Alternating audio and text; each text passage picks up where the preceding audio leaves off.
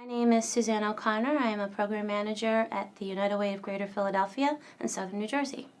So I came to understand the issue of trauma when I was a child care director at the Germantown Women's Y in Germantown, and prior to that I had my child care experience in the Happy Valley with very privileged children, and I moved to Philadelphia, and there was a little boy, his name was Jaleel, and he was presenting a lot of challenging behaviors for the teachers. It was almost like domestic violence in the child care classroom. He was knocking down the dramatic play area, the stove and the refrigerator, and then the blocks, and the teachers would come to me. We didn't know what to do.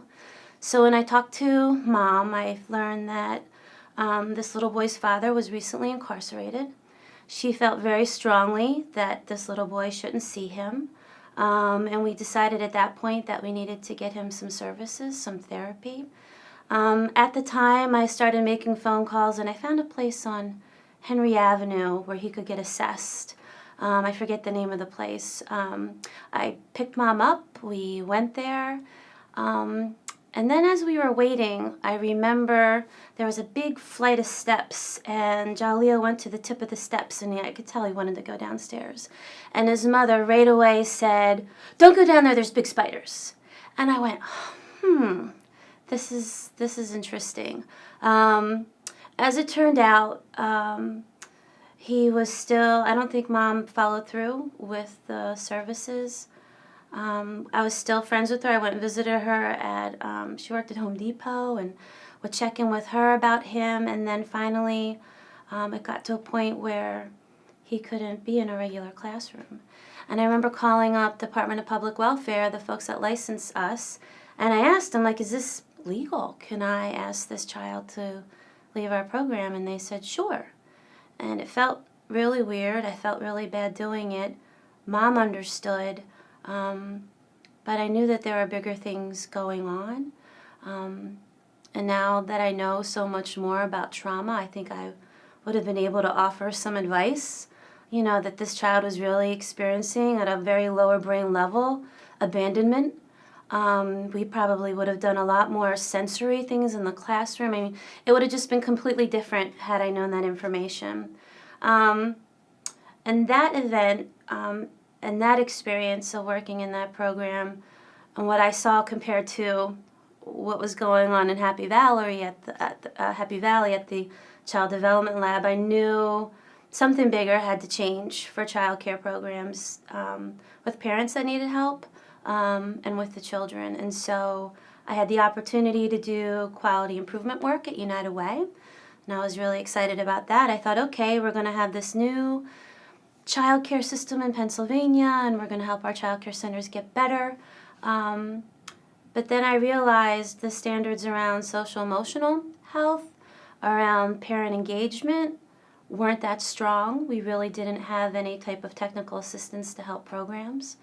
And so those things were still outstanding. As United Way got into the quality improvement business with child care, we were still getting lots of feedback from directors and child care staff, how challenging the kids were, and how they couldn't relate to parents. And what happened was, back when I was working at that child care center in Germantown, because of what I wanted to do for my parents, I was a part of David Fair's, it was the Parenting Collaborative at Department of Human Services, and we got a grant to do parenting education at the child care center. And when you had a contract with DHS, the requirement was that you had to go to training at the Institute for Family Professionals. Diane Wagenhals is the director and writes all of the curriculum there, and so I went through those courses and learned about trauma, about family systems, things that I did not learn when I was being trained as a teacher, an early childhood teacher.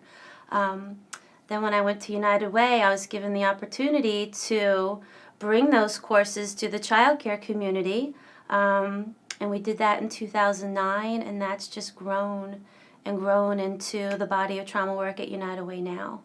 So that's really how I came into this, through the lens of little kids, and knowing that we really needed to provide a lot more throughout their day in a child care program. I was given the opportunity to spend some money to help child care programs become more parent-friendly, to change that culture a little bit, and then also to see what we could do around the social-emotional work. And after learning about Dr. Bruce Perry's work and reading his book, Boy Raised as a Dog, and following him around and seeing his presentations, we were very impressed with his Neurosequential Model of Therapeutics. To me, it was something that we could use, a tool that we could use, because it assessed trauma for children, even if the child was just 1 year old. We could figure out where in the lower brain there might have been some issues around normal development. And so what we were able to do was fund 20 scholarships for local clinicians, people from Bucks County at the Warwick House, St. Gabe's Hall. We got a bunch of clinicians together, and we started something called the Neurosequential Model of Therapeutics Philadelphia cohort. And we met every other week. We're still meeting because we started a second cohort of clinicians really trying to understand this tool, how to use it and assess and come up with a treatment plan for children. But then what's also really exciting about this tool and why I thought it would be great for early childhood was because it would inform curriculum. And so if we know, I mean, we all hear about 90% of the brain growing, before the age of 5. But what specifically are they working on? Well, it's sensory integration and sensory regulation. And we have all of those ingredients in a child care classroom, but we're not using them in a brain-friendly way. It's random curriculum. We do gross motor for children and fine motor, but nothing is really making sense in terms of how the brain grows in that development. So we're still working on how we translate some of the concepts and framework around the Neurosequential Model of Therapeutics and how we can inform curriculum in the early childhood environment. Another change I was able to help facilitate, and this gets a little bit tricky if you're familiar with the United Way system, and that we're very focused on around the world, education, income, and health. And here we are coming across this trauma work, and where does that fit in? So here I am in this little corner of education doing early childhood, but we know it affects all of those areas. And so what we did was we facilitated a book group at the United Way, and we read Dr. Sandy Bloom's Restoring Sanctuary. And I had my colleagues from Education and Income and Health and Development read that book. And over the course of a few months, I had an internal trauma work group at United Way, and we were tackling, well, what does caring for seniors mean through a trauma-informed lens? And we were able to build some internal capacity. I have colleagues that do this work now. And most recently, we were able to have an event where we invited all kinds of funders to United Way, and we had Dr. Sandy Bloom do a great keynote and a big call to action, and I think people listened. And we are in draft number 2 of a funder's resource guide for making our region trauma informed. So we are really excited to get the funder community involved with these efforts to help fund our work. So to help other communities with trauma-informed care and the mobilizing and the convening and really getting a movement together in your community, my advice would be to find your people. Find out who's doing this work locally, start building relationships in your own networks. I think that before we get to any initiative or plan or logic model with this work, there is that kitchen table kinds of discussions that you have and those commitments to the work and finding your group of colleagues. Another piece of advice I would offer is if you can't go upwards in your organizations, go sideways. Build those external relationships, your peers, start selling the work, talking about the work, and believing in the work. And people will start to feel your passion and will help you. I remember the first moments when I had somebody else help me advertise a trauma workshop. It just felt great that it wasn't just me. So that would be my other piece of advice. Some of the next steps for Philadelphia in this journey are to develop a set of standards. I think some standards building is what we need. As we hear people ask about, we want your organization to be trauma informed. Well, what does that really mean? At a policy level, an individual's competencies. And I think once we define those, then I think we can develop some policies from that. And it's really important that it's customized to Philadelphia. I was on the phone this morning, and we're trying to help the school district of Philadelphia flesh out their trauma-informed practice, this new mandate. And we thought, well, let's go see what other school districts are doing around trauma-informed care. And I would narrow that down a little bit to figure out what is the school district of Philadelphia doing right now for that work. So they are already implementing positive behavioral and intervention supports and restorative practices, and how can trauma enhance that? Not as a new thing. And I think that's really important in terms of policy. This isn't a new curriculum.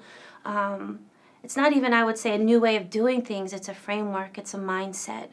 And I think that's what we need to do. We need to figure out the standards for our communities, where our communities are at right now. Some folks are already doing trauma-informed care, so kind of leveling the field with that.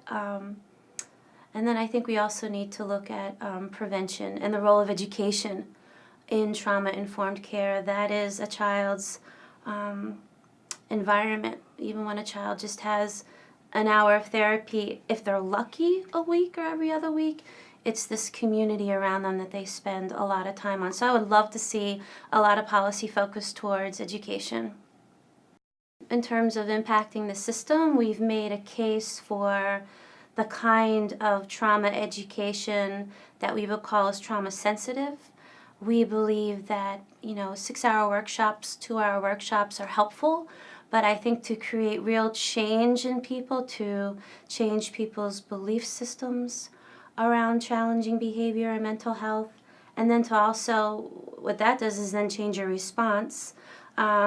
We have been funding the Institute for Family Professionals for the last 6 years, and they provide coursework, and they read real books. They read Sandy Bloom's books, Dr. Perry's books, the best books, Child Through a Trauma's Eyes, and people have a chance to dig into these books and in small groups with co-facilitators, process the information, practice the information. A lot of the training involves practice around active listening, and so we believe that we can train people that aren't in any clinical capacity to prevent and mitigate and even help heal children and families impacted by trauma.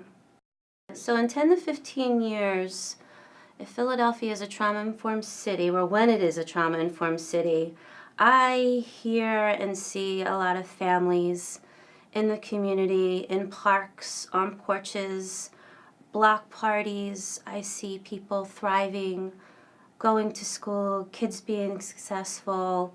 It just almost reminds me of like a spring day, where people aren't afraid to go outside, where people have healed from previous traumas and are moving on and doing great things. And I see children loving school, and I see a happy school district of Philadelphia as a result. And maybe in 10 to 15 years, if this work is done, maybe I'm done my work. I'm finished and retiring.